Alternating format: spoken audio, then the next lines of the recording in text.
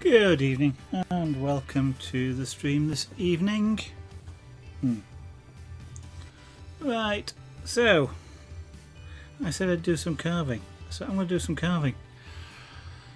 This is an eagle owl, for those of you that don't know. It's a big bird, quite a large bird, about 3 foot tall. And I was going to do a 3D carve of this, but I don't have a big enough block of wood, so I'm not doing a 3D carve. I'm going to be doing a relief carve, and I've just realised I've forgotten to mark up the wood, so I will just have to take off this clamp so that I can mark up the wood.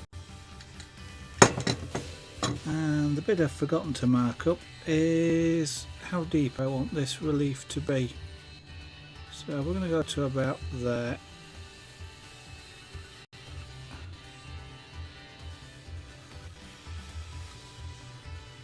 So just excuse me whilst I just mark the edge. Now we'll see how good my marking skills are. Well, that's not bad. That's better.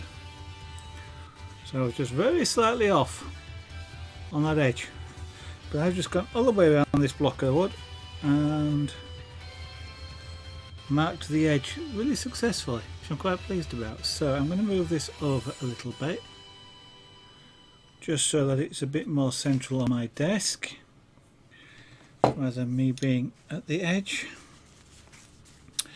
Right, and we'll clamp this down because I don't want it moving around. One of these days I'll save up enough money to get a proper carving clamp, which will be absolutely fantastic because it will allow me to position things a lot better. And especially if I was using doing 3D carving, it would be even better. Now then, first thing I'm going to do is do an outline. So I'm going to do that using a flat chisel. Just put the rest of them over there. Get them out of the way. Yeah, okay, so these are flex cut chisels. Okay, so what I'm going to do is remove all the material around the outside, well not all of it, down to that level I marked earlier. So first thing I'm going to do is just outline it, which is effectively a stop cut. That stops, in theory, stops the wood splitting as I cut it away and splitting over the piece of work. It also gives me something to cut up to. Now hopefully I've learnt something from doing this earlier, not the owl, but the other carvings that I've done, and left myself enough room around things like the legs to not be doing little tiny cuts in restricted spaces, which are kind of a pain in the neck. Right. So we'll go on with this, but I've just realised, daft as it sounds, I've just realised it's Monday. Okay.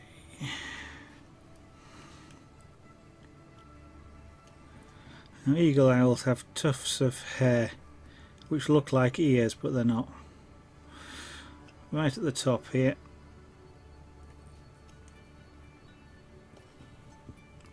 Now at this point in time I won't be making any attempt to carve the ears, but I will just, or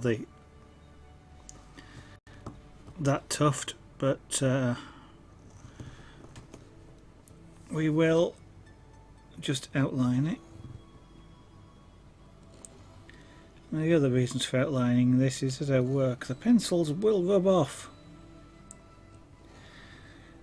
and therefore I will lose my edge mark I'm using a reference photograph for this, one that I took of this bird. And since the idea here is to carve the bird, that was traced onto this piece of paper. I'm not going to go all the way around because it means taking the clamp off, so I'll do other edges when I get down to carving some of the wood off. Now excuse me, my hand's in the way, I know. Kind of really hard to work out where to put a camera because I'm rough cutting here. I will be. I'm going to leave the camera where it is at the pointing down. But a little bit later on, when we get to doing more shape carving, then I will reposition the camera to give you better views of doing that. So, oops.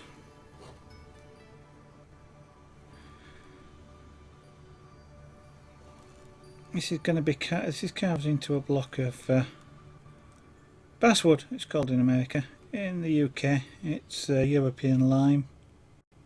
Or just lime.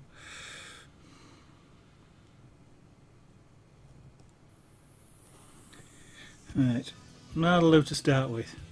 So what I'm now going to do is use something called a gouge. I'm going to use a fairly large gouge. I think that one. U-shaped gouge. I could go a bit larger, but I don't think so to start with. This thing will shift enough wood anyway.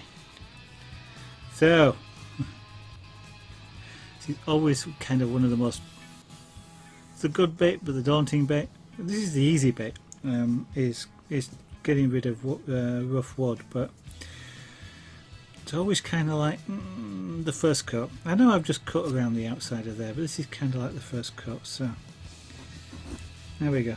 And this is when I work out, I've got the wrong glasses on. This is when I find out what the wood is actually like.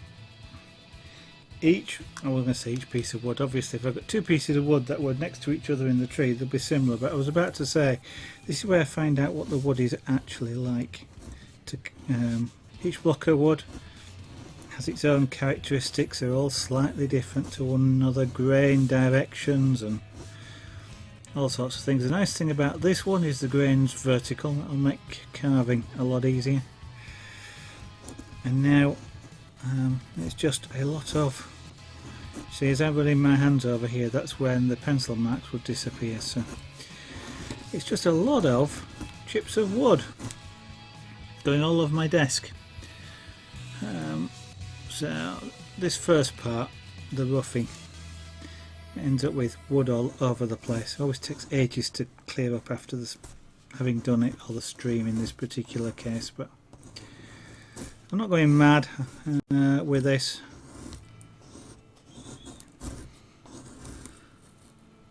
It's been a little while since I've carved, so this also will get me used to, grain direction as well, get back into tool control and things like that. So roughing's always an interesting part. Okay, I don't know if you heard the click there. That was me actually knocking off a piece of wood, which is not a good thing to do. That means it was an uncontrolled split. Probably means I should be carving this way, but that's really hard to do at this end. We'll see how that goes. If it continues to do that, then I will have to consider coming in from the other end. Yeah.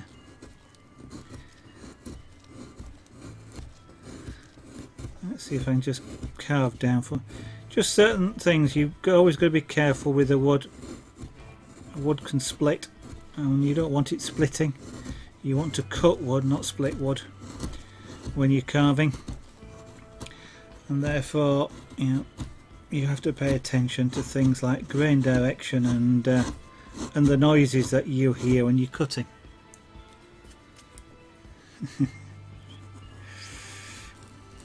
And yes, these are razor sharp chisels, in case anybody is wondering.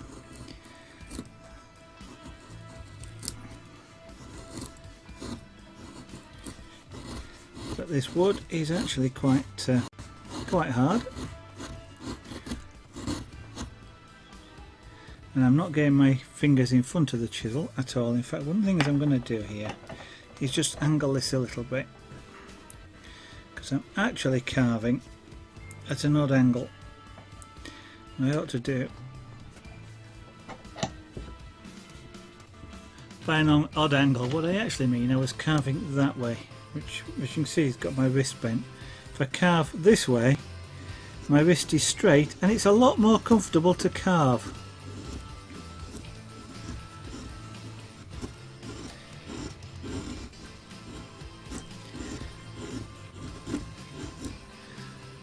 Carving like this is good if you've had a bad day or anything like that. You know, at work, or somebody's really annoyed you. You can either just sort of chill out doing this sort of thing, or you can imagine whatever you want to imagine. It's a sharp chisel. But yeah, sharp chisels. Take care of chisels. You do have to take care of chisels, but also take care of what you do with them as well. The sharper the chisel, the better when you're carving. That might be surprising, but a sharp chisel is actually a lot safer than a blunt one. That's something a lot of people don't necessarily realise. Actually, this chisel is starting to feel a little bit blunt. I probably didn't, I was about to say charge it. Didn't sharpen it last time I used it. You will see me sharpening chisels quite a lot whilst I do this.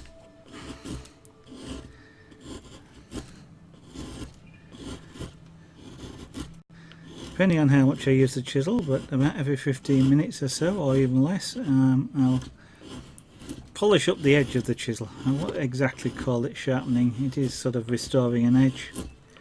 But there we go. You generate a heck of a lot of wood shavings as well. Right, carry on.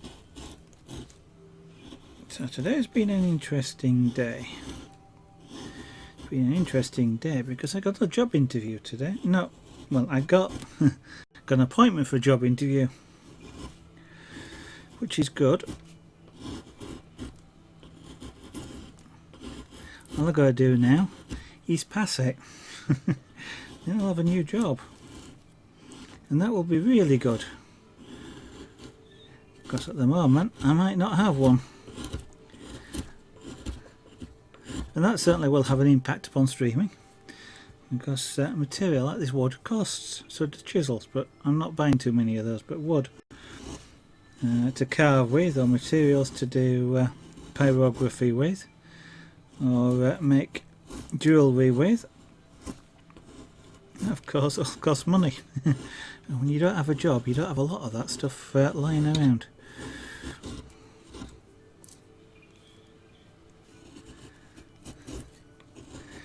Right. This bit potentially could get really boring if you're watching, because it's just me turning a block of wood into a pile of wood. So feel free to say anything in chat if you want. I'm going to sharpen that chisel. Now then, for which I need a sharpening block. That's not it. That's it.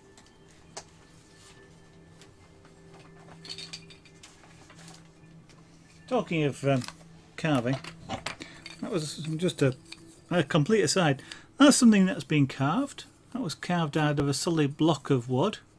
That was done with a knife rather than chisels, but that is a chain. They are fully interlinked, and there are no joins in that, so one solid piece of wood.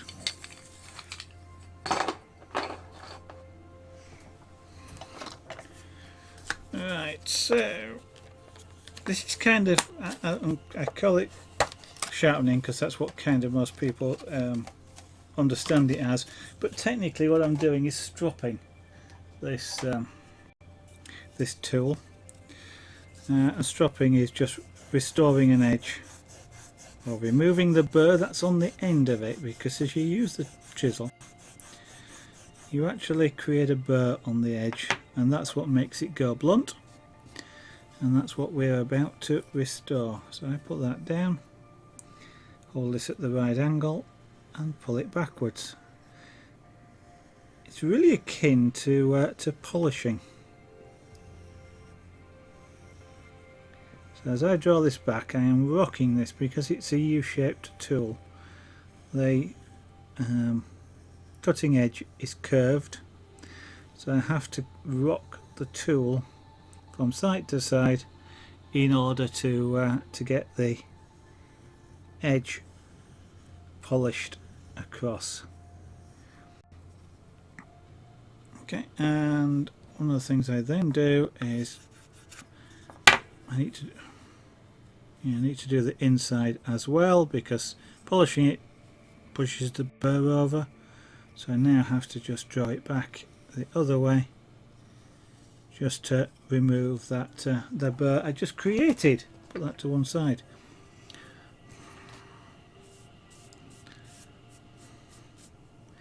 Get rid of that debris, and this is now a heck of a lot sharper than it was. It won't stay that way for long, but it's a good thing to keep doing, is that, and get into the habit of actually doing and recognising when it needs to be done, because otherwise your chisel gets blunter and blunter until you start actually getting a little bit unsafe using it.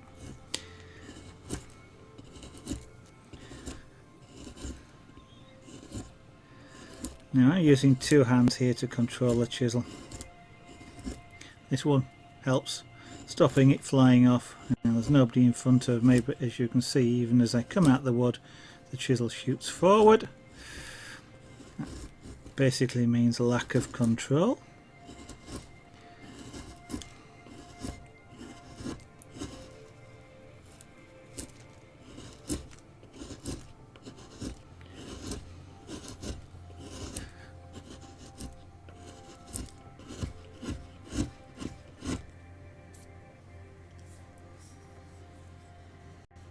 And I have to be careful with this chisel, especially when I'm doing that, is those edges, corners there are sharp.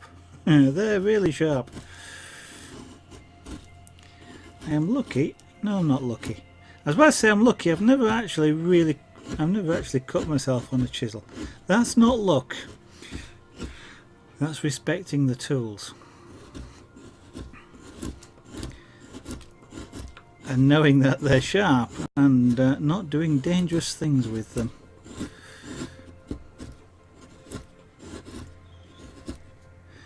Now I could use power tools to do this, but the power tools that I've got will create a lot of dust, and I haven't got the facilities at the studio point here to deal with the dust, so we're doing it all by hand. Now I have to be careful I don't knock off this ear tuft at this point. Well, at this point it wouldn't be particularly a problem, but as we get lower down it will, so I shall try to avoid it.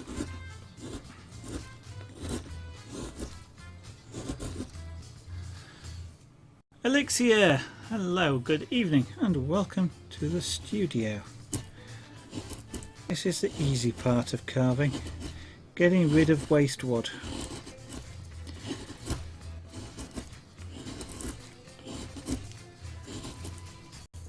I have no idea how this is going to turn out. I've never carved an eagle owl before. So we're going to find out over the next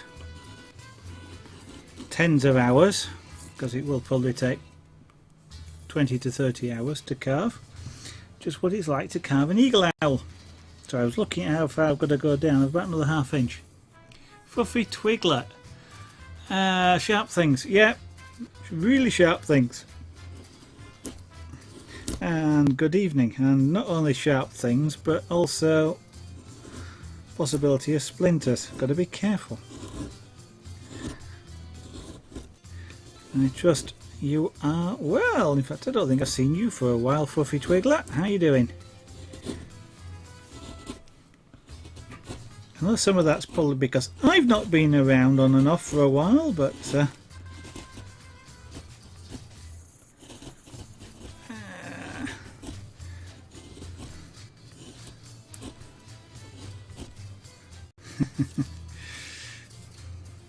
you know, I'm sure I'm going to have lots of people dropping in and then disappearing on this stream because of the mention of sharp tools on the stream title. But anybody who's dropping in to see red stuff, I'm afraid you're going to be disappointed. Well, I'm not afraid. I'm glad you're going to be disappointed.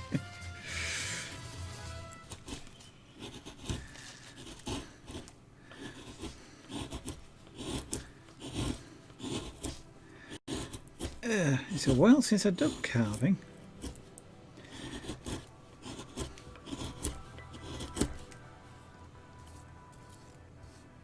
Yeah, I've been super busy at work as well. Partly as a result of the fact that I might not have a job soon. But I've applied for some new ones and I have an interview, so hopefully I will continue to have a job and therefore I will continue to be able to stream things.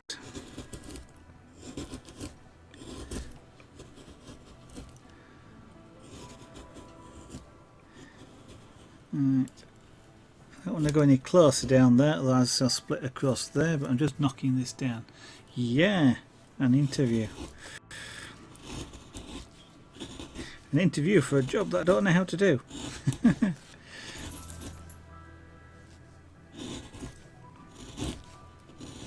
But hopefully that's not a problem.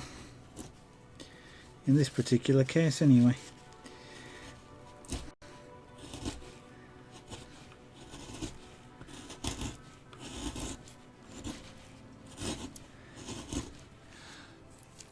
Oh. Yeah. The lucky thing is they are offering training as part of the job. So all I need to be able to show is, shall we say, an aptitude for the job. Well, I also need to be better than anybody else. There's a few jobs going, so, but I need to be better than everybody else in order to get it, and some training as well. But that interview is next Wednesday. Next Wednesday. Now then, got to be careful here. I can carve onto the wood. You have to be a little bit careful doing that because you tend to be jerky like I just was there. And also you split wood. So normally you'll carve off wood. You don't usually carve onto it. And I need to outline that a little bit just before I go any further so I don't split the wood. That's upside down.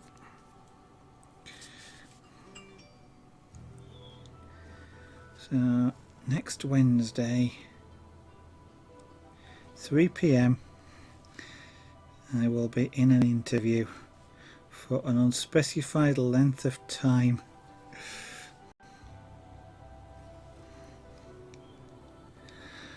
So I have and I don't think I'll get to know on that day, so I don't know whether I'll be streaming on the Wednesday night or not. And I won't be streaming Monday and Tuesday, by the way, because I'm going to be away. I'll be luxuriating, if that's the word, in a hotel. Right.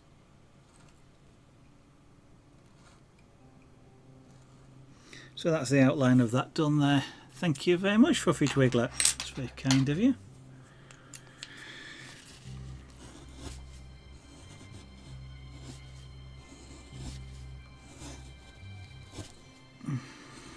Okay, so I carve up towards my the line I've outlined, but I won't actually touch it. I'll use a different tool in a minute to get closer to that line. So the gouge is just, this particular gouge is just a heavy duty get rid of material fairly quickly tool.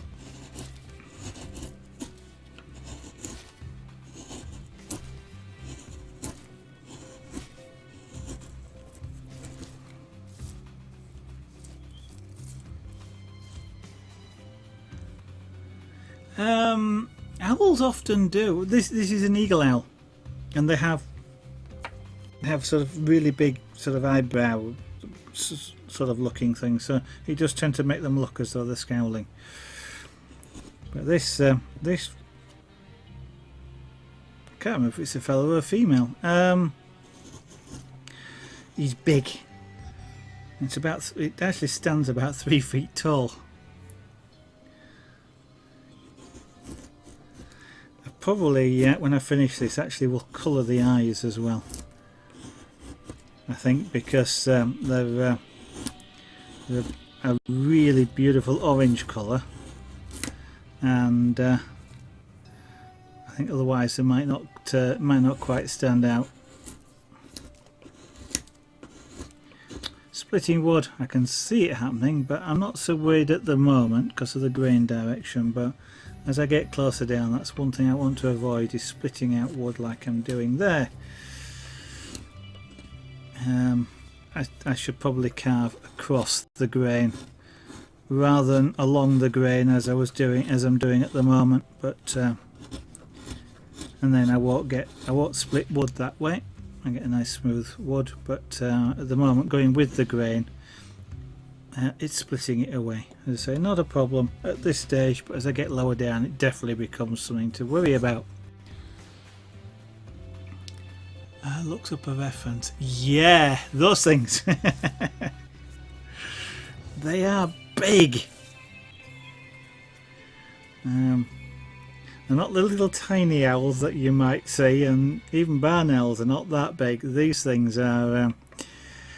The eagle bit, I think, has got more to do with the size than anything.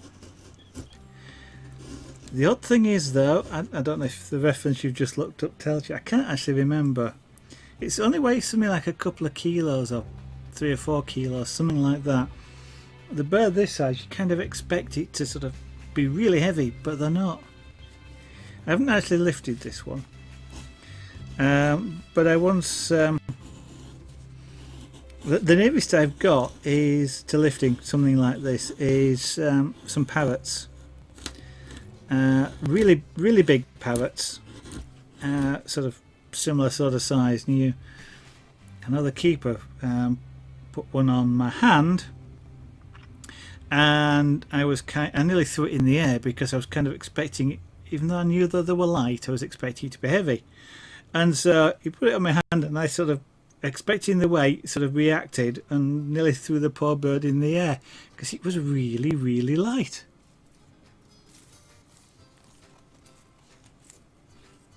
They followed you. Oh, I wonder why they followed you. I don't think they'd consider you prey.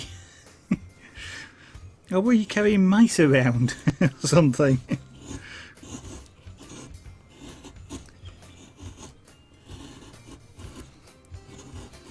I didn't think there were that many eagle owls around in the wild. I don't think they're a UK species, so I don't actually know, but I'm trying to remember sort of the information boards that I've read of them.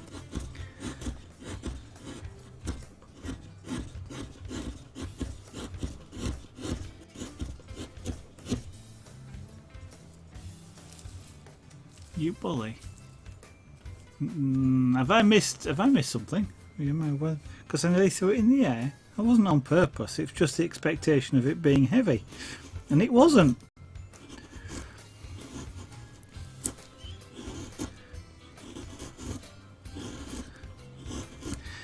I did gather from the keeper, though, that those birds were actually used to that sort of reaction. Having had it happen to them many times. So I wasn't unusual.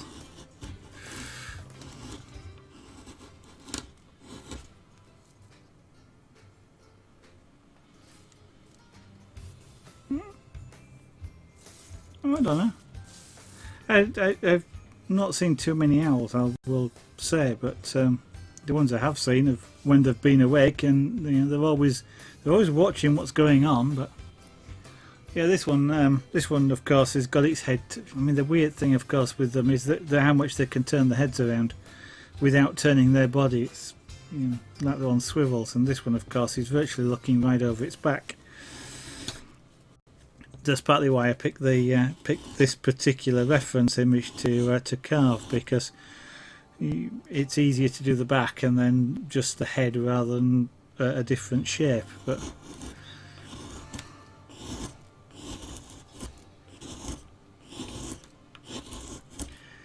ah dear, here I've got an expensive block of wood, which about 75% or more of it I'm turning into shavings. Anybody want to buy some wood shavings? I don't find them creepy, though. I think it's kind of amazing the way that you know, birds, and these big birds especially, can sort of, you know, get in the air and actually fly, and I kind of find that amazing.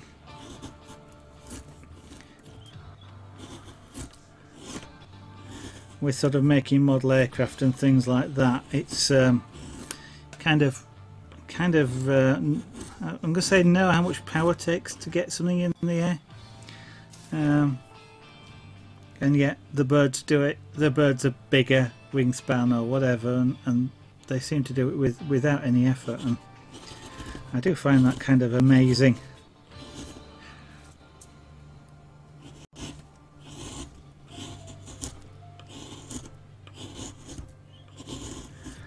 Now you see, if this was 3D carved, I'd need a taller block of wood, but I'd have been able to cut that off with a saw or something and maybe do something with that bit of wood.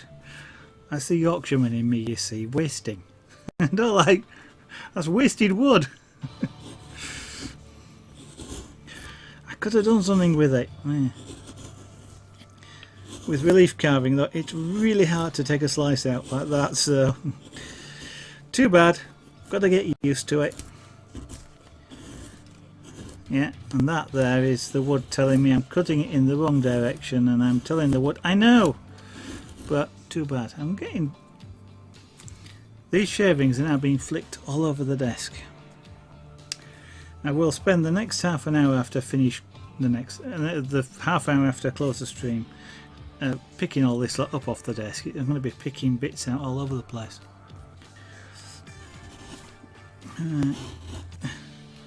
So we've got about 1/4 of an inch to go down that side there.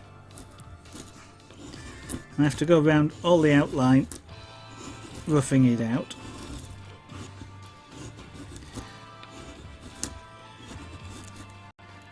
You hear that click that at the end there? That's when the wood splits, and that's not a good thing.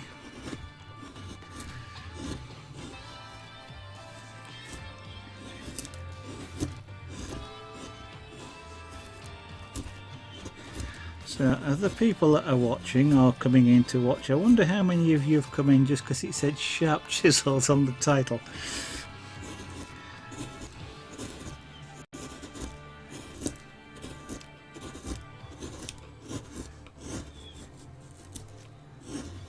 And if you have, what you'll probably have to wait for is later on, not in this stream, on a future stream, when you actually see me carving towards myself like this.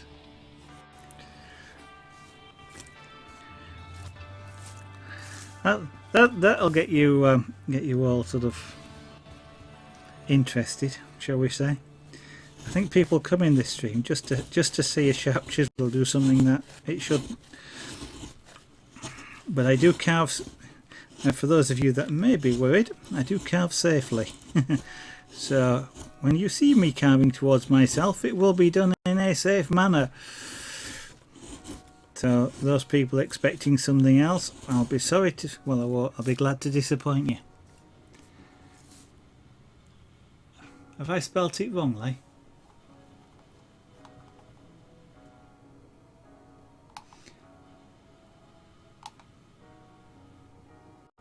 Oh, with the razor sharp, yeah, razor, oh, mass, yeah. For a minute then I thought I spelt it wrongly, but yeah, razor sharp chisels, it is. Actually, talking of razor sharp, it needs sharpening.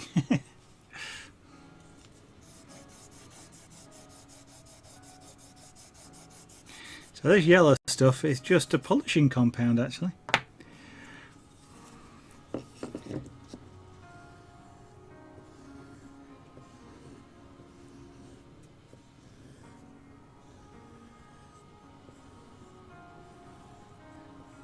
I'm out of practice doing this, I can feel it as I do it. I'm not, it'll be a couple of hours before I'm used to sharpening again. And getting the edge just right, holding the chisel at the right angle as I draw it back.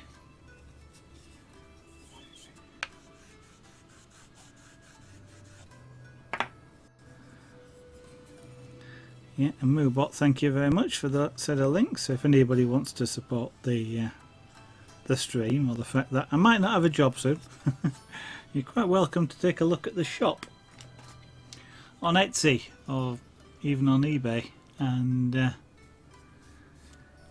there's anything that's of interest, then you are encouraged. I would encourage you, wouldn't I, to no, I shouldn't encourage you to spend money, but as the owner of the shop I kind of do. Right, that's a lot sharper. You might not see it, I can feel it, because I need less effort to push the chisel through the wood. And that's why sharp chisels are safer than blunt ones, because you need less effort. Less effort means more control. More control means you're not going to go shooting off.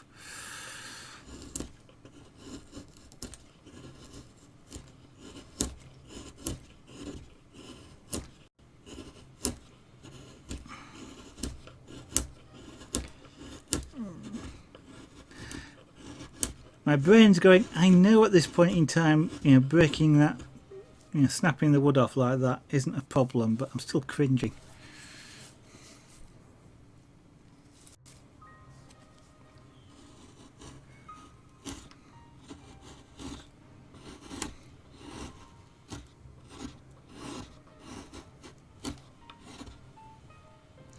That's getting close now, down that edge there.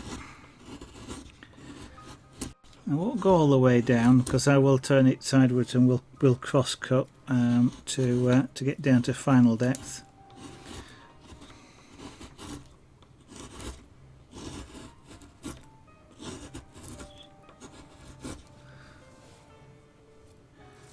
Well, actually, one of the things that reminds me, thinking about it, I guess what I should do is I've got recordings of some of the earlier carving that I've done. I ought to time-lapse that and get it onto YouTube. Since I don't think, well, I'm fairly sure the VODs are no longer available.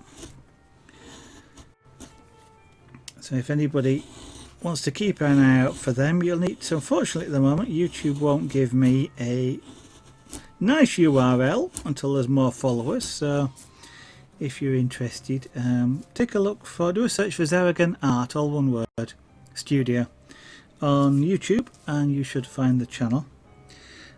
Actually, I must put it in Moobot at some point. That'll make it easier with a link. But if you take a look there, there's a couple of time lapses there on jewellery and pyrography. Actually, I think there's two jewellery, one pyrography, and I will try and get a carving one up at some point. But if you care to follow me on there, with enough followers, I can have a nice URL like Zaragan Art Studio, instead of whatever it is that they want to give me at the moment, which is full of zeros and ones and X's and Y's and all those funny letters.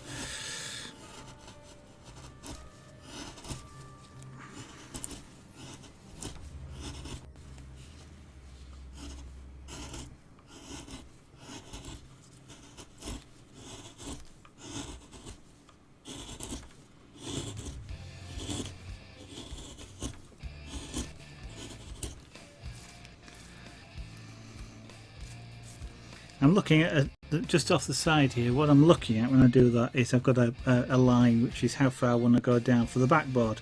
This is relief carving, so there's a frame, if you like, a backboard, which the carving is on and will stay on. So the relief is relieved from this block of wood. So I'm carving down to that, so it forms a flat background.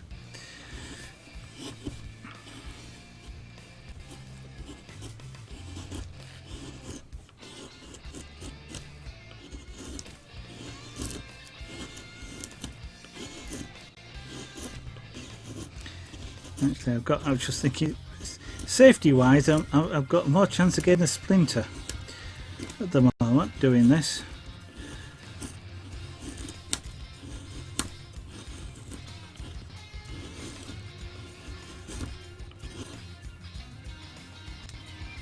I have to be really careful. I keep wanting to wipe the chisel like that. It's not particularly a problem wiping a chisel like this, because as long as you go from here to there, you basically won't cut yourself on it, even on a sharp chisel. Even on a razor blade you won't. But these edges, these corners here, are really sharp, and if I'm not careful I will cut myself on those. And that's not the idea. So I do have to sort of keep restraining myself a little bit.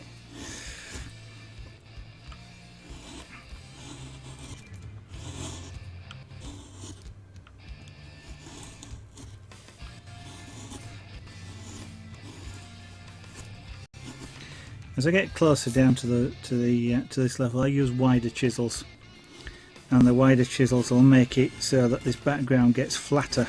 At the moment it's really rough, of course. Sorts of you know, carving marks. Sometimes actually a background like that looks quite nice. It's sort of the equivalent of portrait backgrounds, where they just sort of do a mottled looking background to them. And I say sometimes they look okay, other times they don't. I probably will decide for myself what I want to do in respect to that a little bit as I get closer, but generally speaking I tend to prefer a smooth background.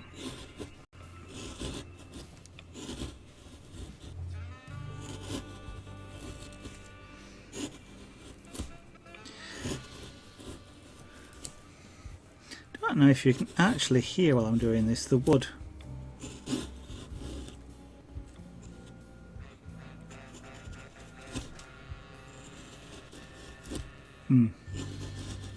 I think you can hear the sound of the wood carve. It's can be quite a, what's the word I'm looking for? I'm not quite sure what word I'm looking for, but it can be quite an enjoyable sound to listen to.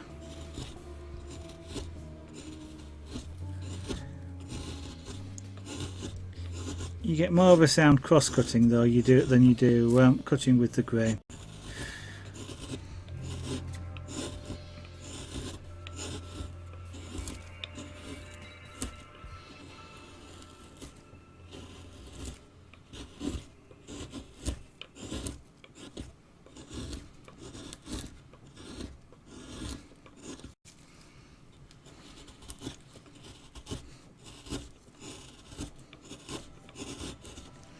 Okay, let's switch chisels and now go to a, yeah, let's use a V cut here. So what I'll do is, this is a V shaped chisel, so called because it's got a V shape that way around. V shape might be obvious I guess, but sometimes you never know. So what I'll do now is basically just go along the stop cut that I created earlier, and by holding the chisel at a slight angle, what I'm doing is cutting on one side only. So I'm cutting away the waste wood again.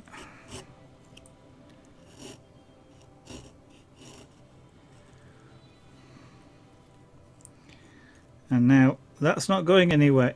The wood's telling me you're doing something silly, which I am. So I'll stop.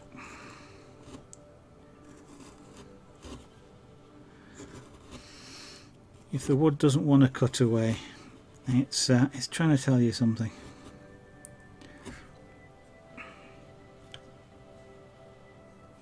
What I should do at this point is turn around and actually cut it from the other side.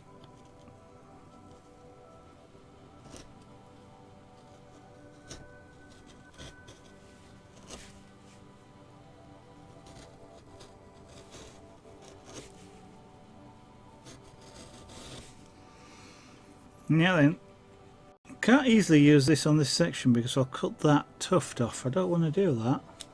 So what I'm going to do actually is change to a U-shaped gouge. The reason for using a gouge is it lets me gouge out and go in and come out. So I don't actually have to go all the way to the end. Now this is where I do have to be careful because of the fact that I'm cutting with the grain. So the danger of this is that the wood will split.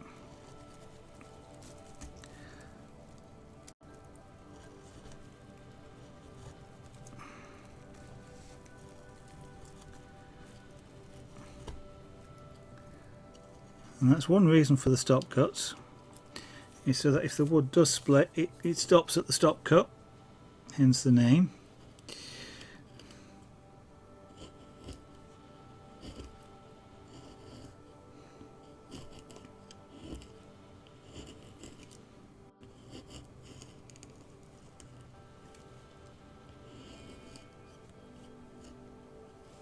So like that there, wood actually stopped and came away. And what I'm going to do is keep renewing that cut down there, that stop cut.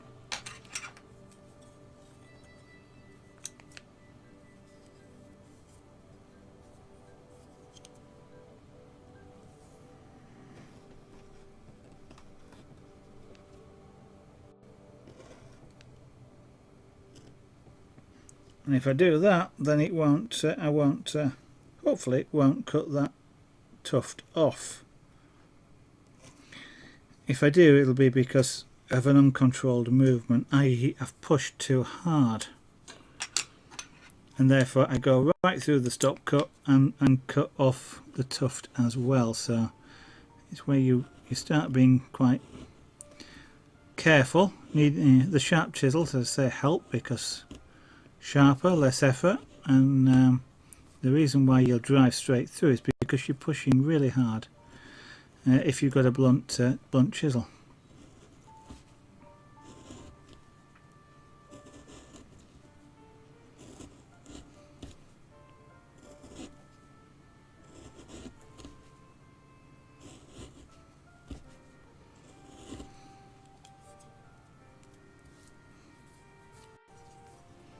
Okay. Yes, I am cutting towards myself, and yes, it is safe. You can see me driving this with my fingers, and if you work out, because my wrists are on the table, or on the work, so by doing that and driving it with my fingers, I've got a limited range of movement. So I don't ever get hold of a chisel and use my arms to pull, because that's dangerous.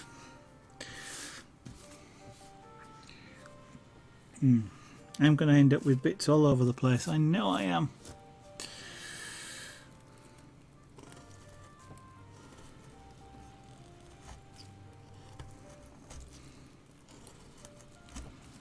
Right, I'm kind of doing this. I don't really need to do this at this point because I can just leave this section until I get lower down. But it still has to be done at some point.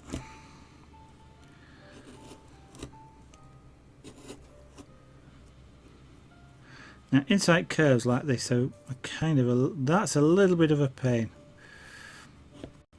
It's a little bit of a pain because you've got to sort of come around the corner but as you come around the corner, this bit of wood here starts to get in your way. It's one reason for using gouges, because they sort of allows you to scoop, but even so, that's right on the edge of what this tool will allow. So one of the things you end up doing if you're in this situation, instead of doing it that way, you start driving downwards and cutting it out in a vertical pattern rather than gouging it out.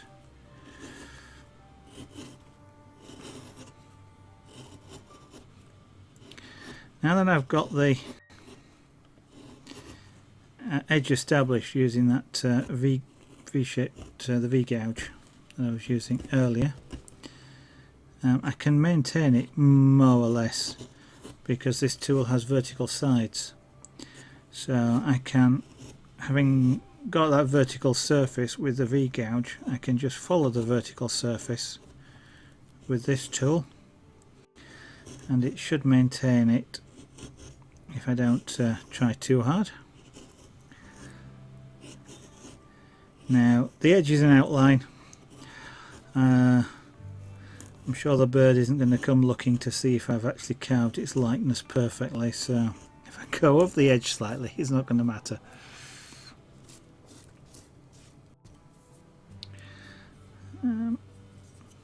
As I'm coming around there, I can feel that wood getting there. Gets quite, I call it notchy, or like that, spongy. It's telling me I'm carving in the wrong direction. I was about to say you've got to listen to the wood. You do actually listen to the wood, because the sound of the wood makes as it's cutting actually tells you quite a bit. You've also got to pay attention to the feel of the wood as you're carving it. It tells you a lot about the wood itself and whether what you're about to try and do is going to be successful or not. So I said the wood was sort of spongy like that. Had I tried continuing to push to cut it, probably would have ended up splitting it.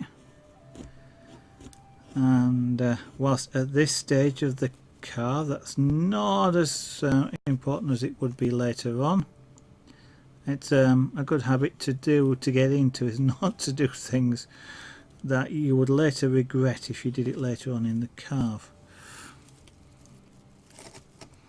So you do sometimes take I won't say a risk with the wood, but you do sometimes do things which wouldn't normally be advisable, but you really do need to know when that's an acceptable risk and when it's not.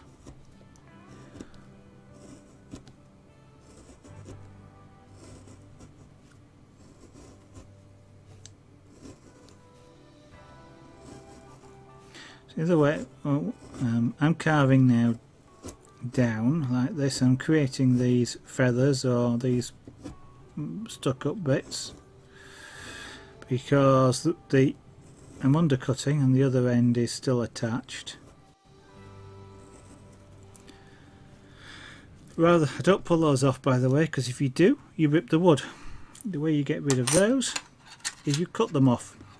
So I'll switch to this chisel and I will cut downwards, and most of them, if I've no, some of them are cut. What I do is cut. Always cut wood off, never pull it off, even little strands like that, because that was holding that one on place, because the little strand as it goes towards the edge gets bigger. Again, not particularly a problem at this stage. Later on though, that could be a real sort of disaster.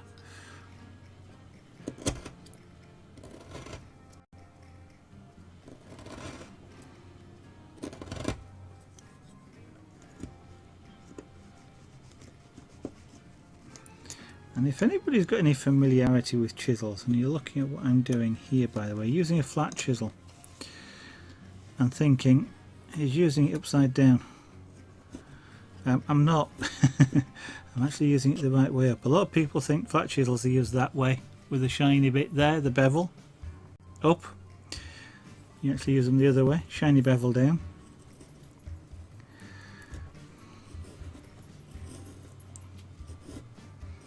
Two reasons for that. One is it pushes the bevel pushes the edge away from it.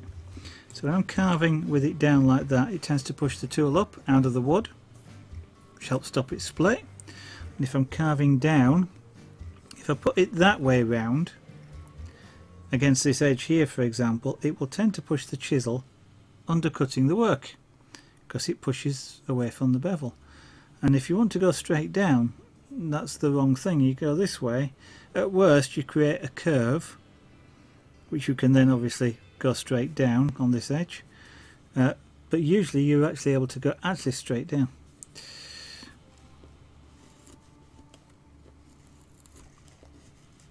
Which is one thing that beginners who have had some experience of using chisel, like for wood carpentry, they tend to think that's, you know, they do. The same thing happens actually with if you're doing sort of table leg or something like that. You always use it bevel to the surface you want to keep, but a lot of people don't realise that.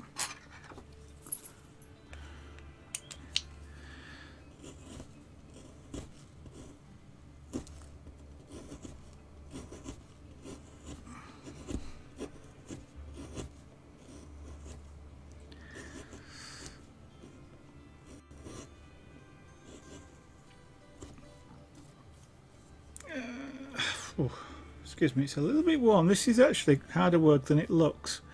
Where's my other belt? That's the other one. Okay, this is where I start using a multitude of chisels. One of the problems with the real U-shaped gouge like that is it gets harder to control when you, as you create a deep gouge. Trying to get the ridges gets harder with something like this because it tends to fall off the ridge into the valley it's just created. So that's where you go switch to wider chisels or wider gouges. They'll straddle that gap and you can create a smoother surface. So a lot of the time I do tend to stay away from using the smaller gouges.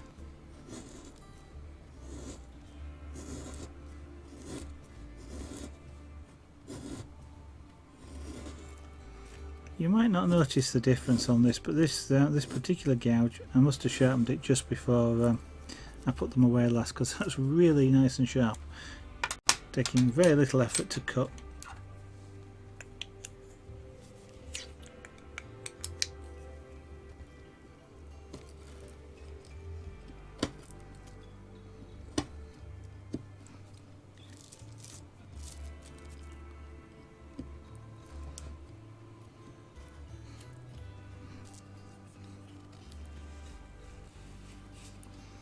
Now if I try and cut that, I'm going to split it.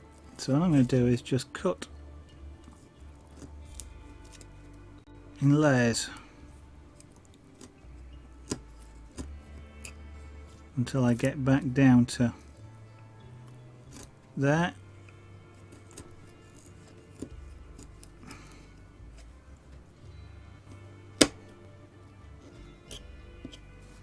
And then cut that away.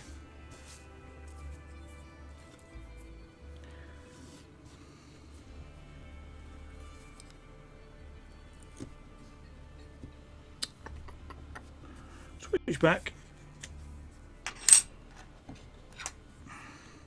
So you can actually carve with just about three chisels. You don't need a lot. I don't have a lot, but carpenters and carpenters as well, like most professions, do tend to acquire tools and chisels. They're like a brand new, a new chisel's a bit like buying a brand new game to a gamer, or a new PC. It's you might not need it, but it's a nice shiny thing to play with. And most times, buying a new chisel or getting a new chisel does make certain things easier, but you do often find yourself just going back to the chisels, your favourite chisels, and sometimes the shiny new toy that you bought gets used once. and then stays in its box or its case for you know, most of the rest of its life. But essentially, to start carving, you kind of need 2 chisels, maybe 3. So a gouge, a U-shaped gouge, something like this one. Doesn't need to be particularly a sharp U.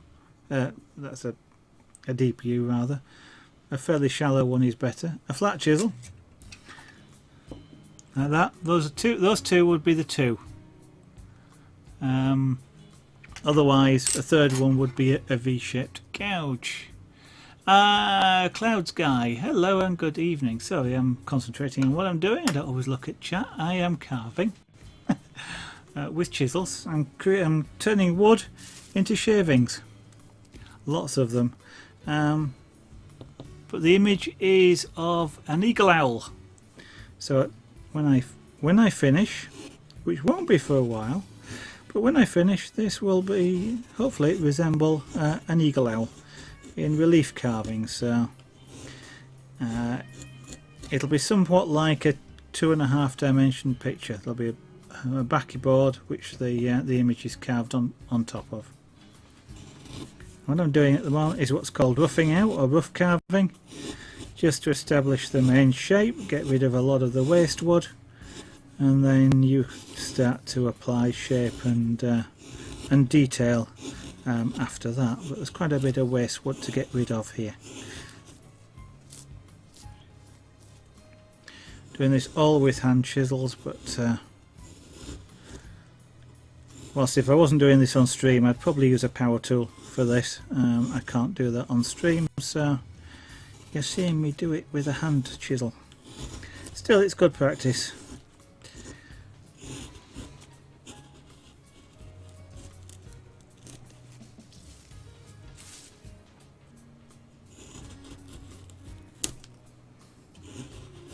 Yuck.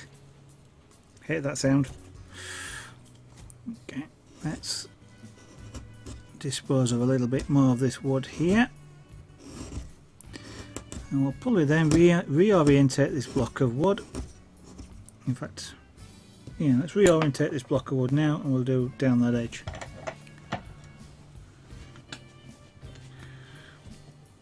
So this is clamped down just off the edge here, a big G clamp.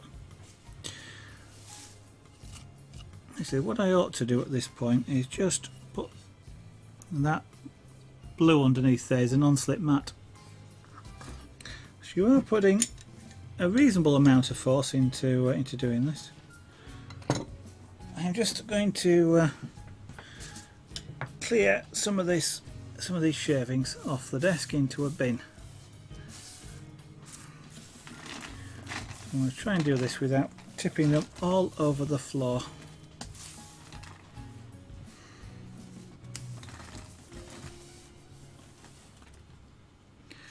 Well, two reasons for it. One is it's a little loud.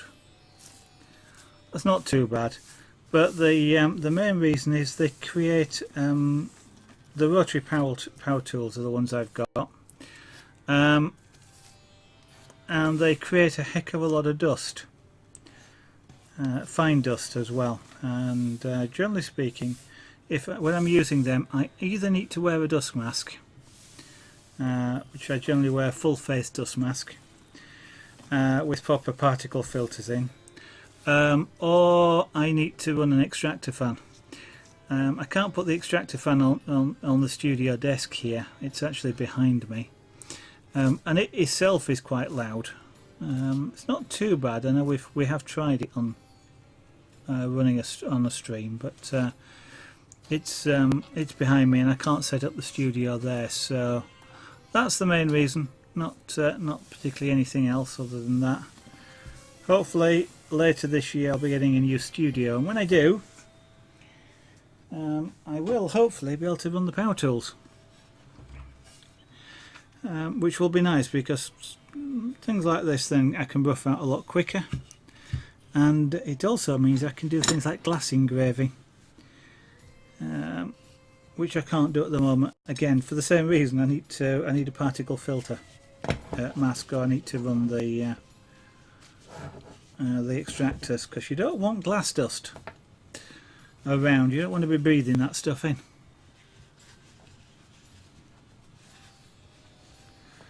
Okay, so I'm just positioning a paper towel underneath this clamp, just so that I don't get marks on the wood or the desk. Right, before I do this, I'm going to just continue this outline. Now that I've moved the clamp, I can just do a quick outline around here. That way I don't lose the outline if the pencil rubs off and I don't notice it's done it.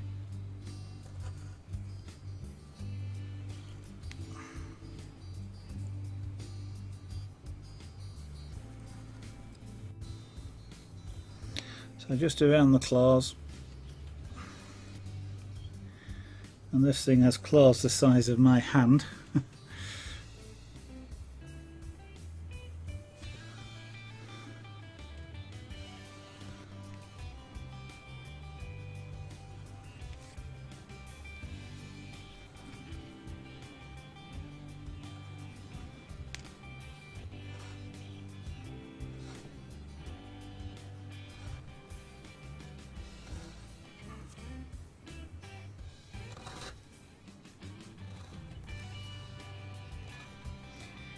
I do have the claw marked on there, but that was just as I was drawing, tracing it down, made it easier to see what I was doing.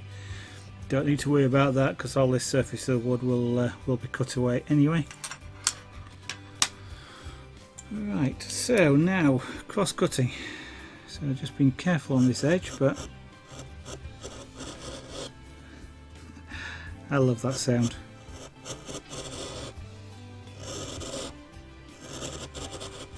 The slight juddering sound you hear is actually the wood, the tool going from grain point to grain point.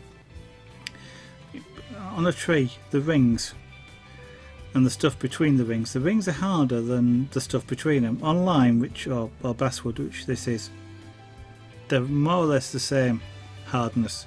But on some woods there's a big difference. But that's the sort of juddering noise that you hear when I'm doing this. And I can actually feel it, and it's going through the soft bit really quickly, the harder bit slows it down, then the soft bit really quickly, so you get a juddering sort of motion and sound as well.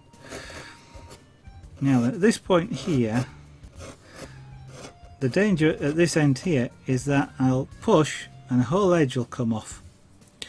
So what I have to do is just come in from this angle, or I can come in onto the edge as well. But go with the grain in this particular case and just take that edge off.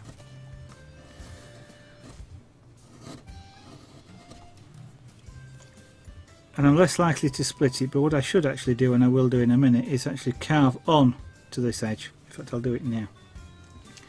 So I do it this way. Sorry, I'll just look at the edge of my chisel there.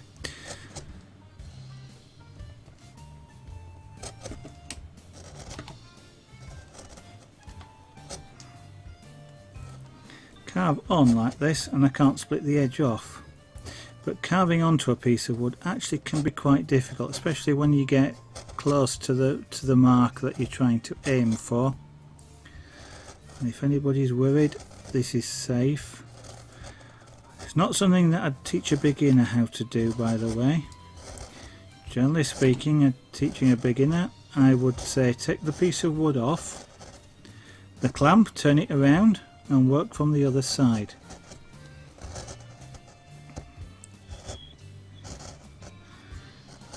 But once you know what you're doing, you know what why you're doing it, then this sort of manoeuvre is safe to do, because you know what you're doing and you're employing safe techniques. Beginners don't. That's one of the reasons why, as a beginner, carving or using knives knives, they always tell you cut away from yourself, never cut towards yourself. But as I won't say I'm an expert, but as an experienced or more experienced carver, I know I can do that safely because of the techniques that I'm using. And now I can carve this way without risking splitting the wood off.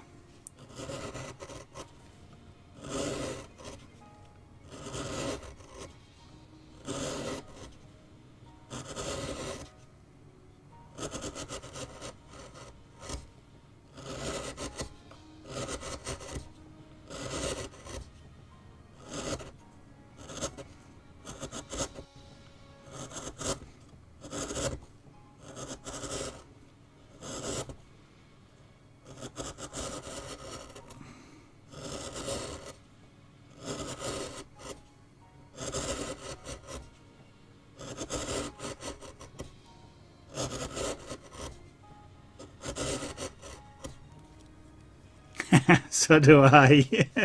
So do I, Clouds Guy.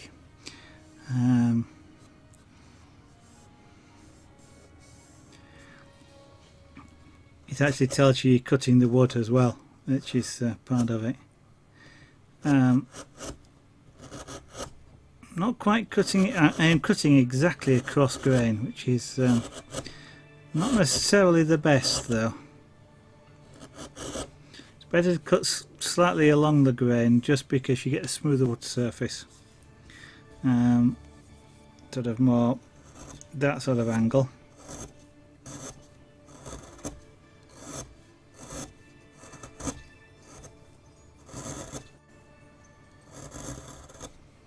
And I get a smoother wood surface than there, because cutting across the grain, you basically lift the grain a little bit, so you get a slightly rough surface.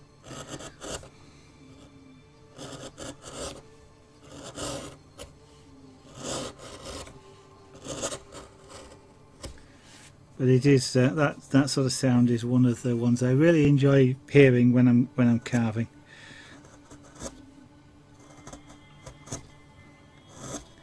You can hear a good cut of wood.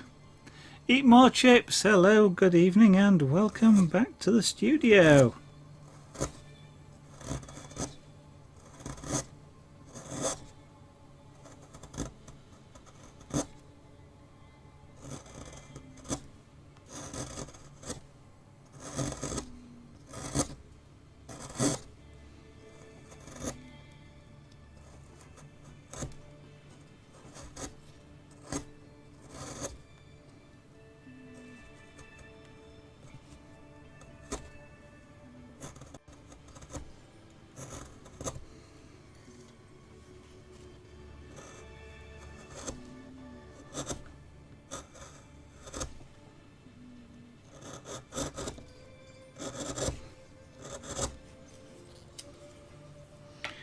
Right, switch for the V gouge, and I'll just do a here across the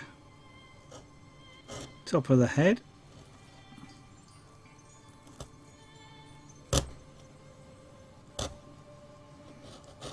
See, that didn't cut. I don't know if you heard that sound. It sounded different, and that's because I was literally just pushing the wood, breaking it.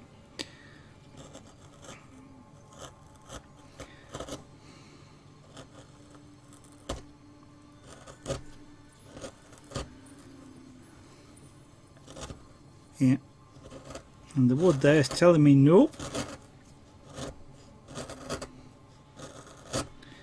I only need to get a slight lip down there, then I can use a U-shaped gouge.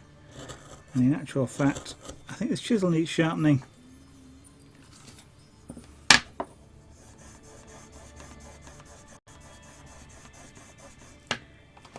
Or stropping, to give it a more precise name. So, same as all the others. I just draw it back, only this time I don't need to rotate it because it's the two flat edges.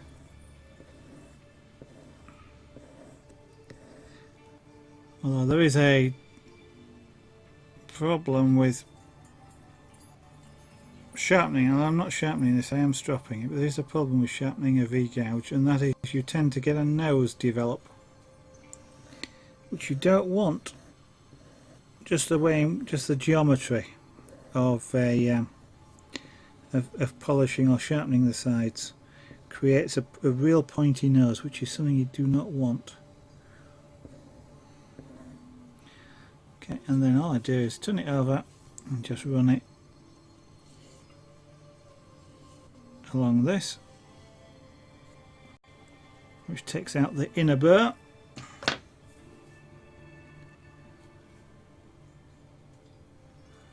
Oh, never mind, eat more chips. They may change their mind again in the future. Okay, now I can tell the difference here. I don't know if you can, but from watching, but that is a lot sharper than it was.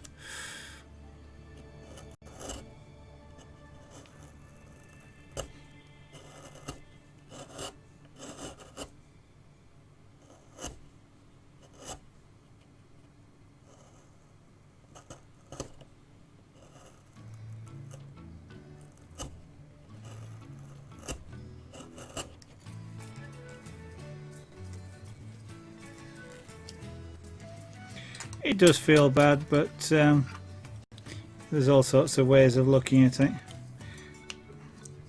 It's not often that somebody who is a true friend, shall we say, would just, you know, sometimes you drift apart from friends, but you don't often just sort of split like that. Kind of doesn't work that way. So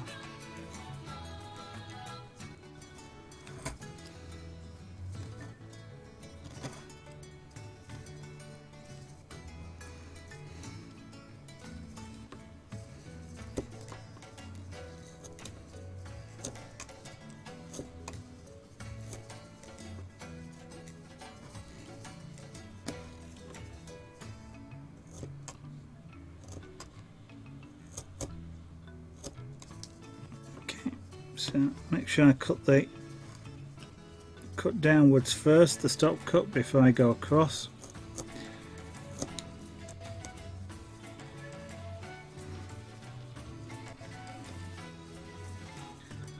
It then stops the wood splitting away where I don't want it to.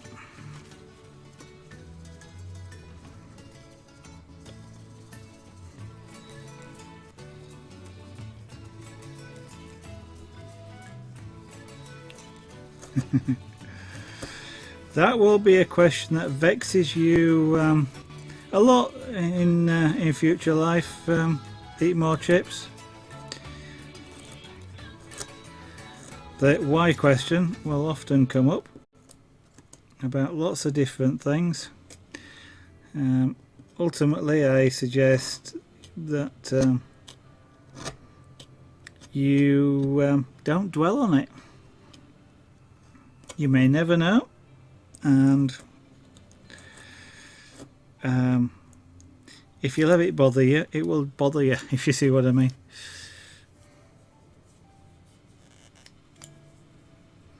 Indeed. Indeed.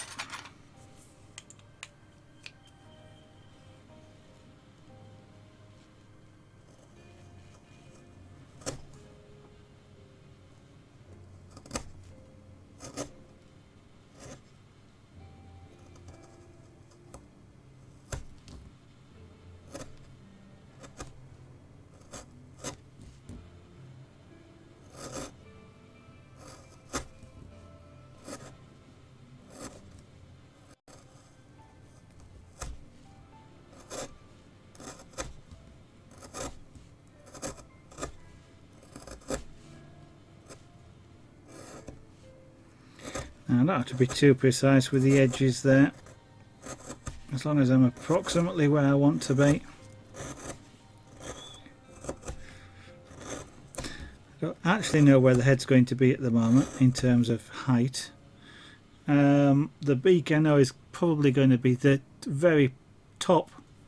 It won't be at the surface of this wood because I'll cut down a little bit so we get a nicer underwood, because the top surface is a little rough. But that will probably be the highest point, and that is something that you do need to know when you're carving. Which are your high points? Where are they? Because they're the ones that you have to leave alone when you're carving. You know, don't carve down past them, as the body will be carved lower, and if you carve through where the beak was going to be, then that gets to be a little bit awkward.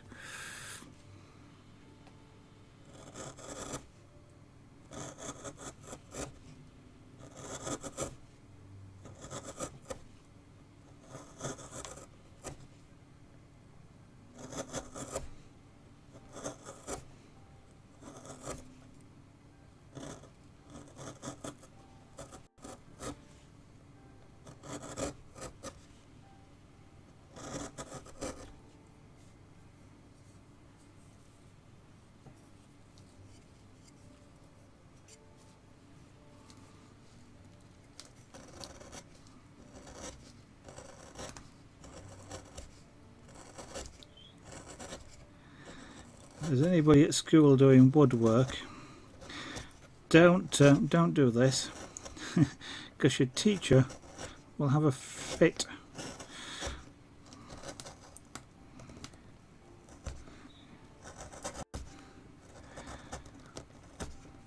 Because they don't want you to hurt yourself, and if you do this wrong or don't know what you're doing to do it in the way I'm doing it here, you can hurt yourself seriously.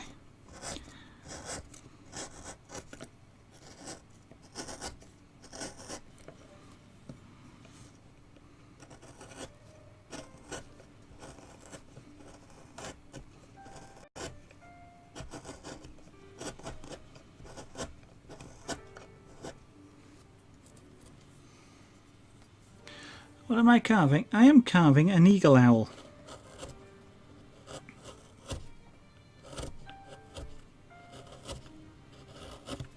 So this is an owl. It's an owl which is about 3 feet tall. So from there to there is about 3 feet, and it's one of the biggest of the owl family.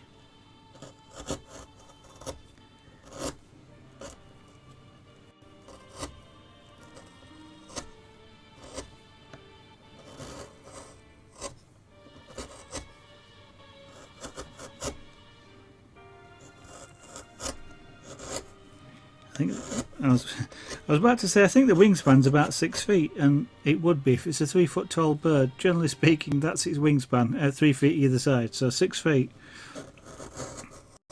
So it's a big bird. Not the big bird, but a big bird.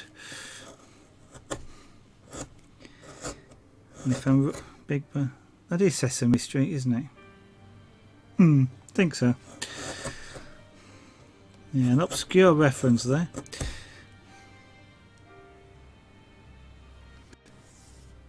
Yep. That's because most beginners don't do it safely. It's the one thing that you're always taught at school, at college, wherever, is you never cut towards yourself. Always cut away from yourself. And there's a very good reason for teaching that, and that is it's safe. If you always cut away from yourself, you can't hurt yourself. Well, you can hurt yourself, but not like that. And it's all to do with the way in which people tend to use chisels and sharp tools, and about the use of force. A lot of people and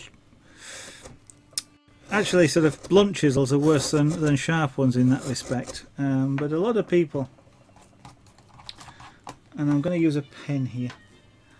So, if this was a sharp chisel, a lot of people will get hold of a chisel and then want to work across the piece and pull it like this with your arms, like you would pull a rope. Okay, and if you do that, if you try it yourself now, your arms will go down the sides of you, and a chisel will go right into your stomach or your front. and you have very little control over doing that. Especially if you've got a blunt chisel, because you think you dig it in, all of a sudden it pops out and bang, you've got no control. And that's why they don't like you doing that, because people drive chisels using their arms. You shouldn't drive chisels using your arms. When you've seen me carve here, I've always got my hand, two hands on the chisel usually. You'll see this one holding the chisel down so it doesn't pop out, and generally speaking I'll never use my arm to push the chisel. I'm just using my fingers. So I've got my thumb here on the end, for example, so I'm holding the chisel and I'm driving it with my left thumb. If you drive it with your left thumb, that's as far as I can drive it, as long as this hand stays still, and that's why it's on the wood here. I can't drive a chisel any further than that. The worst that I'll do, if I don't hold on to it, is I'll push the chisel out there with next to no force. And if I do it coming backwards here, I'm well away from it. I'm about a foot away from this chisel edge, but I'm also driving the chisel again with my fingers. Not my arms, not my wrists, my fingers. Which means, again, that's as far as I can reach physically, as long as I hold on to it. And if I don't hold on to it, I'm still not using any force. That's why it's safe for me to do, because I know what I'm doing and I'm not driving my arms with my arms. But you know, that's but beginners won't realise that. If it gets sort of stuck doing that, they'll start to bring their arms up off the desk and pull with their arms, and then you are in a really dangerous situation. So for beginners, they always teach you, turn the work around and push. That way you can't hurt yourself, and don't work opposite anybody either. For what might be an obvious reason. So if somebody's on the opposite side of a bench to you, don't work in front of their chisel. Clevybug, hello, hi, welcome. I'm really surprised at that, Cloud Sky. Really surprised. That's usually the first thing they start teaching is tool safety.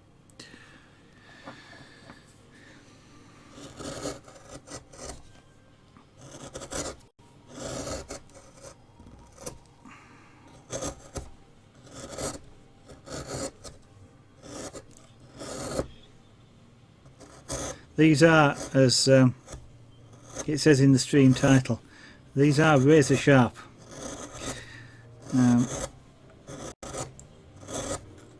They will cut really easily. They're safer being sharper because you use less force, but they will cut really easily. I mean, if you imagine your skin is not as tough as this wood, and you can see what it's doing to the wood.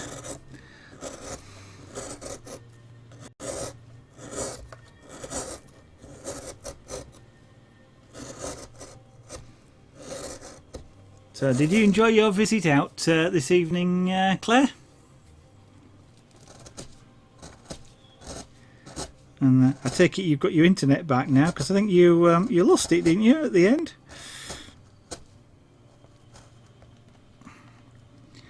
Okay. And here's another tip for those of you at school. If you're pushing a chisel like that and it's not moving, do not pick up your arms and start using your arm muscles. If it's not moving, it means you're doing something wrong. And the wood's trying to tell you you're doing something wrong. In this particular case, I'm trying to take too much wood off.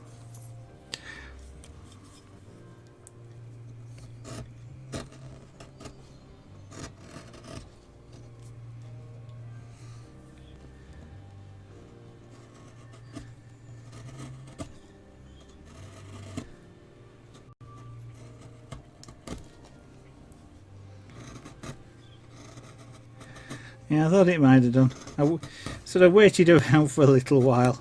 Well, I left it. I would say I would say I left your stream running for a while, but you know what I mean. So.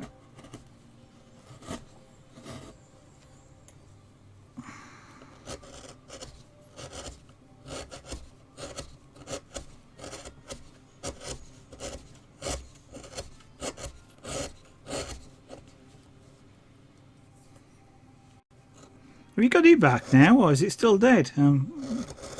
She could be on the phone, I guess, at this point.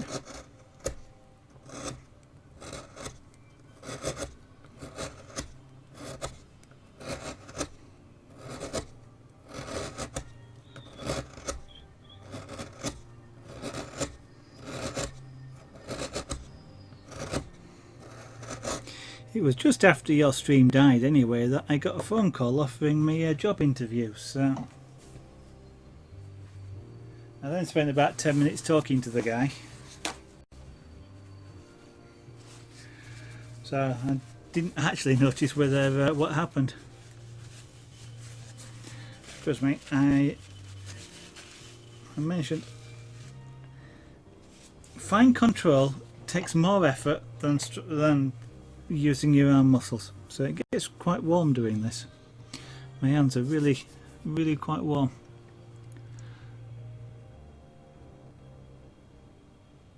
Oh, yeah.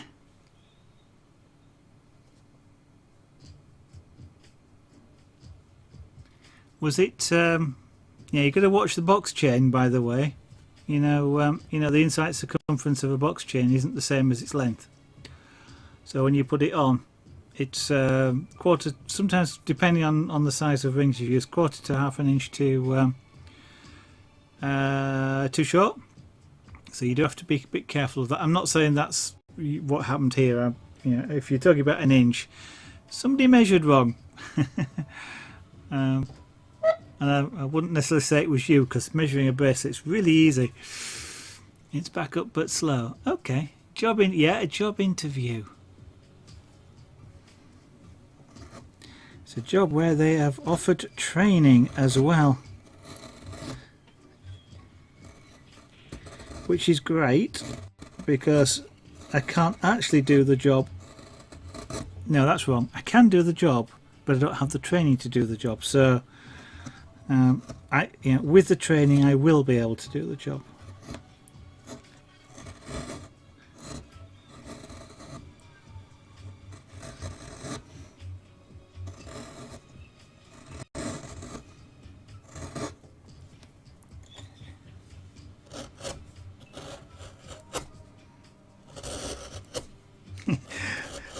I've got to say, I actually have to be a bit careful because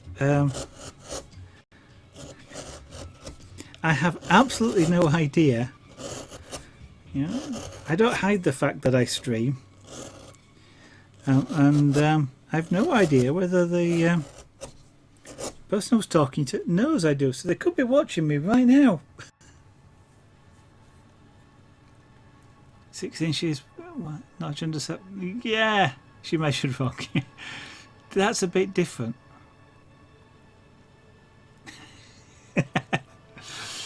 That never crossed my mind. Eat more chips.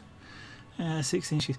I'm going to say 6 inches is quite. 6.5 to 7 is what I'd expect most women to be. 6 inches is really tiny.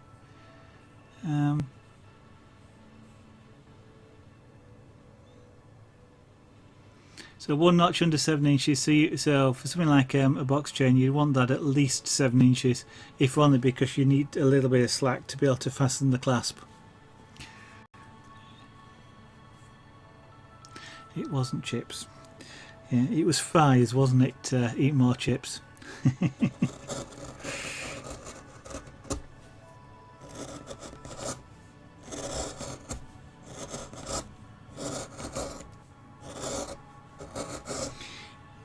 In some ways this is partly the fun bit of carving, because it's just kind of,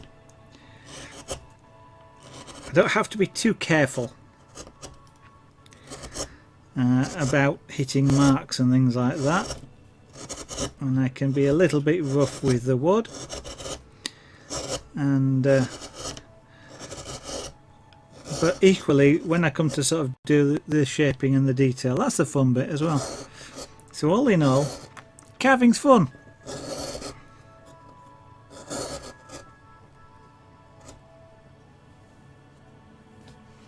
When did we speak last before today? I don't know. I didn't stream.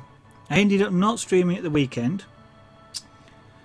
On Saturday I was literally sat here half an hour before the stream. I was actually dropping off to sleep. I couldn't keep my eyes open. So using chisels in that situation was not a good idea. And then yesterday we were out, and I actually didn't get back until about 5 to 8. I don't have breakfast, and we hadn't had lunch, so food seemed like a good idea. I think Friday was the last time I streamed, so I don't know if you were around on Friday. Thursday I wasn't. I was doing work late, I think, on Thursday, so I'm not sure, to be honest. It gets confusing because my schedule wise, streaming wise, is a little bit all over the place at the moment. Excuse me covering up the camera, but it's a bit easier than repositioning the wood. What with work issues and things.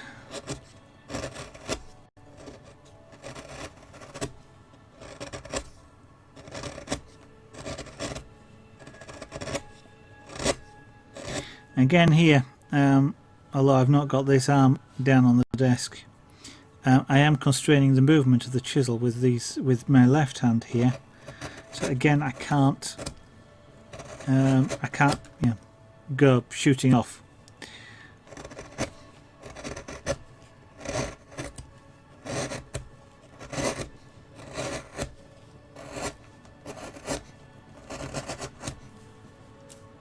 That'll do for that edge, and there you see splitting the edge of the wood off because I'm carving in the wrong direction.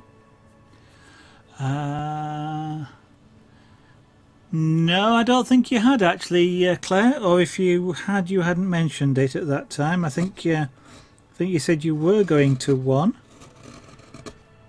to find out, but I don't think you'd actually been at that time, so it's awesome news. So that's obviously is a good thing, so go on, unless of course you don't want to say, that's quite alright as well.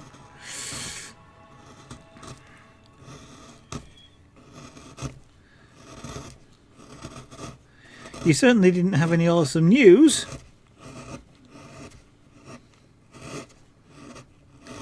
Other than the thing I'm not going to mention. Oh, they've actually agreed. That's amazing. Though I must say, having actually seen you on stream today, I wouldn't have said you needed it. But I'm glad you've got what you wanted. I hope everything goes fine.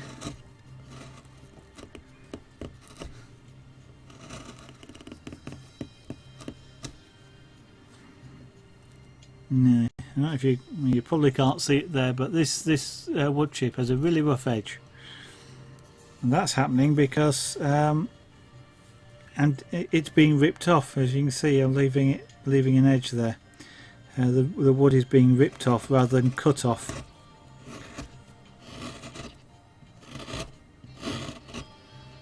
With chisels like this, you should always cut the wood. You're not there to rip it off, and ripping it off is bad.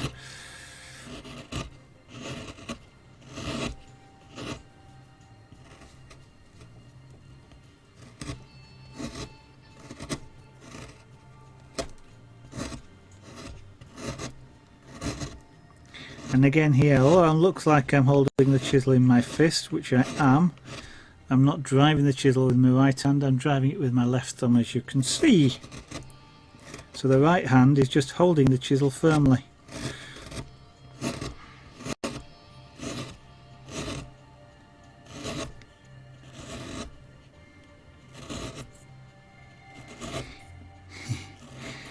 I was going to say, this is all about control. You have to be a control freak working with sharp chisels. Sharp tools of any kind, actually.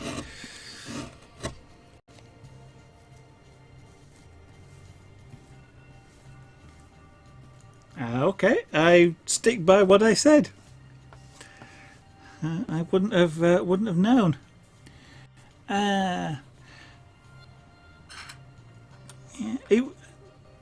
actually, yeah. The reason at the moment I very rarely watch. Well, no, I'll rephrase that. I don't actually watch any streams while I'm working. I rarely or occasionally I'll put one on in the background, because sometimes to concentrate I need a background sound of something. I used to when I was on an evening, when I first programmed something and I needed a background sound, I put a talking book on, because it has to be, for me, music. I end up listening to music rather than doing what I intend it to do. So it has to be voices, because voices is a background sound that I can ignore. So I either put a television on or I put a stream on, so I can ignore you. But at least you get a viewer. But today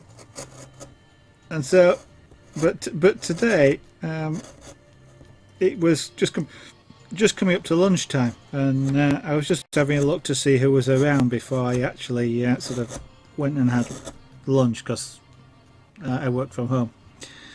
And I saw you and I thought, that's surprising. But then something came up in the email, which is why I said I'm at work, and yeah. But anyway, so got me own back, by the way, haven't I? Then,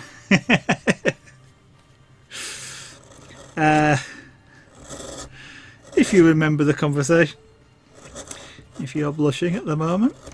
Yeah, well, you know, whilst I'm at work, I can't actually chat. I sometimes have a stream on, and I am only half listening to it, but I am concentrating on other things. But you were doing the chainmail, so I had to have a look.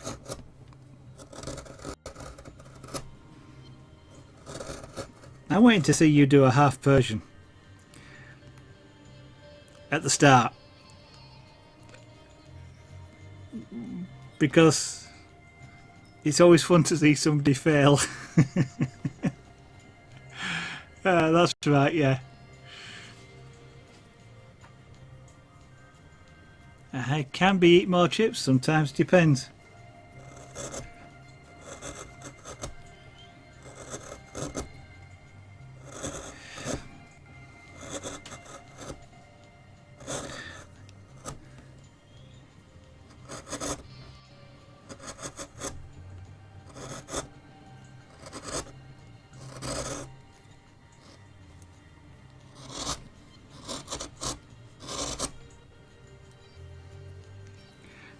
The full Persian isn't so bad, it's the half Persians. Half Persians, they will have you tearing out your hair, purple or orange, doesn't matter, but you will have you tearing it out.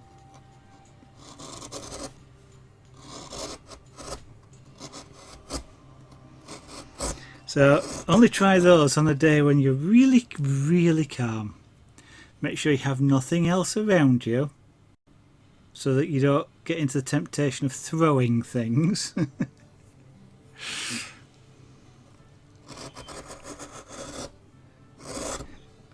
The full Persian isn't so bad.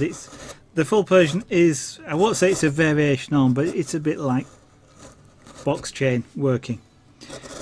It's just a slightly different sort of shape and way of doing it, but it's that sort of thing. The half Persians, though, are a real bit of a real pig until you get used to them.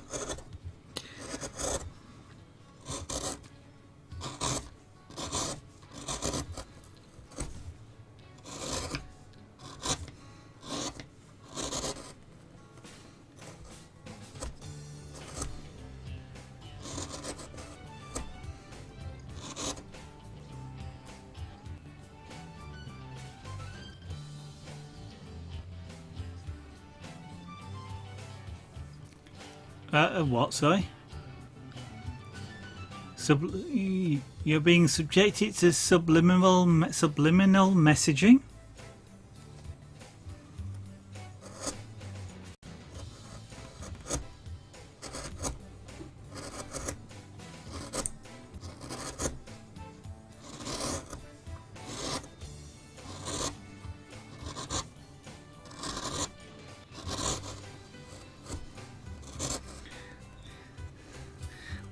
The interesting thing about that is what just came to mind was subliminal messaging. That's a kind of hypnosis, and I think I must remember I've actually got a hypnosis course because I want to. It's one thing I want to learn how to do is hypnosis.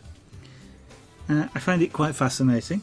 So I've actually got a course to learn hypnosis. One of these days I'll actually have to get round to it. Those two-its again. I really don't have enough round ones. I really must find a good source of round ones.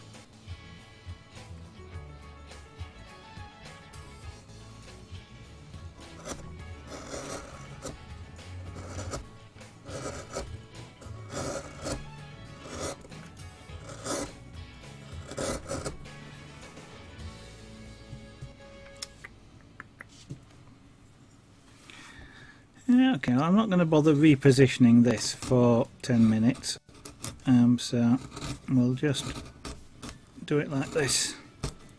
It's a little bit of an awkward position to work in, and normally I wouldn't. I'd reposition, but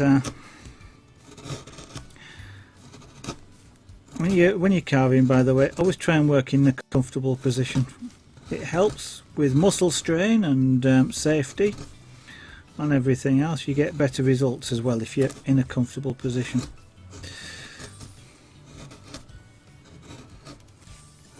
So you come to my stream and not only do you get things like history lessons and practical carving tips and things like that, we even talk occasionally about very esoteric things like parallel universes and things like that.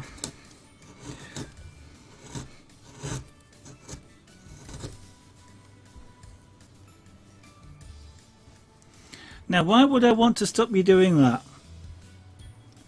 I have actually, I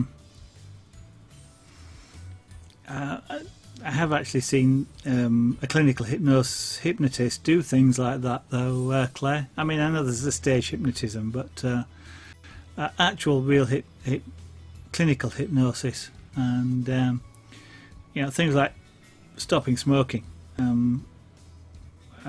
Was kind of amazing. I saw it wasn't in a clinical setting. It was it was a friend of somebody I was visiting who was a clinical hypnosis, but they kind of went, I can't stop smoking, and the hypnotist sort of just went sleep, literally like that, and they did. But that's the skill of a hypnotist.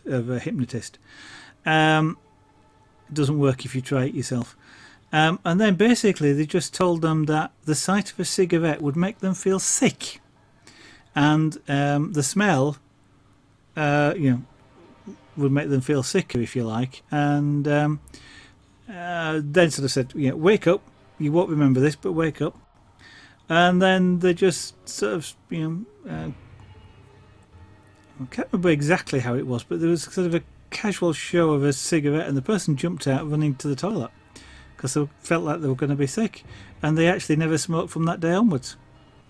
It was absolutely amazing, and it was just literally a 5-minute hypnosis like that. Now that obviously depends on different people and things, but that was absolutely amazing. Was I what you expected? No.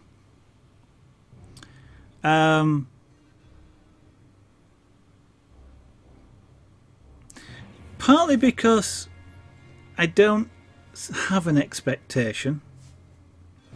My job has involved, over the years, my job has been involved working with people remotely, so over the telephone basically, often for months, even years at a time. And then when you get to meet them, then obviously I will say obviously, but usually they're never how you expect them to be. And so you kind of learn that people aren't exactly how you expect them to be, and just from a conversation. I mean, that's when you've got a voice to go on and you have an expectation for voice. Obviously, when you're just talking text-wise, it's really hard. But you have also kind of tried to set an expectation that, well, it kind of felt like you were trying to set an expectation that, how do I put this? No, I'm not going to put it politely. You've kind of suggested in the past that footballs were kind of slimmer, which I kind of just go, yeah, right. So sure, that's a personal expectation. That's probably not how you are, and you're not.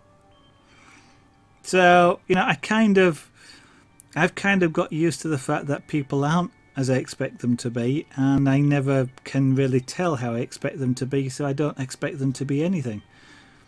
But as I said earlier on, I think today was probably the first time I've actually seen you on stream. You looked perfectly okay to me.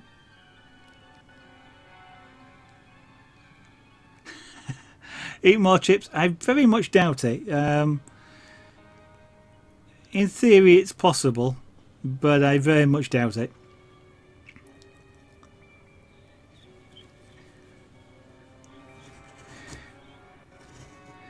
It's actually very rare that a hypnotist can actually do that to someone.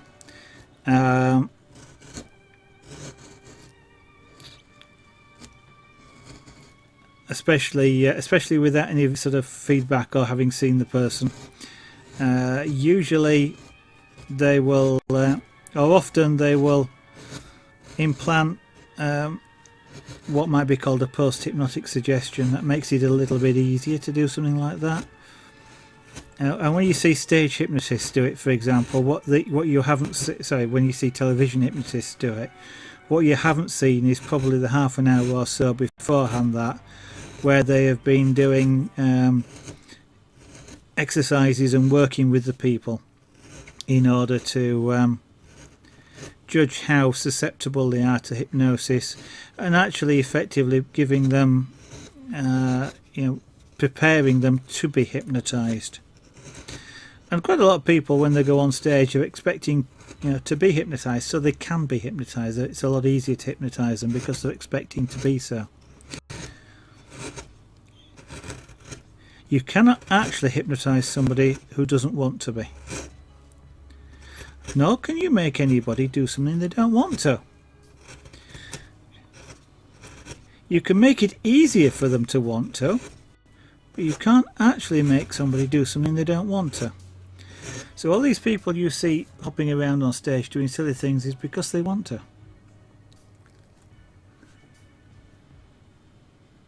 Okay, Claire, in actual fact it's about,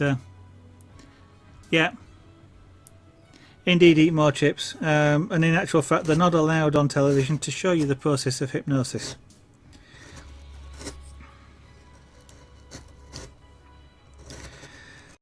And Claire disappearing there actually is a really good reminder, as she usually tells me, but hasn't this time, that it is actually 10 o'clock at night.